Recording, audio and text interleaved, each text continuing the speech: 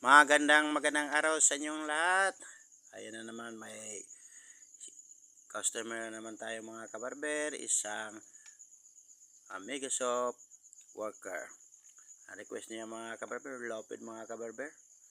Ayan, tinira ko ng trimmer sa bandang ibaba para at dinaan ko din ng shaver para makinis tingnan mga kabarber. Ayan na.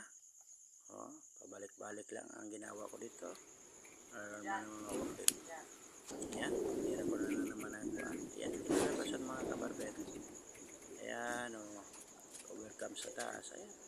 Yan ang kinalabasan mga kabarber. Thank you so much. Thank you for watching. God bless you all.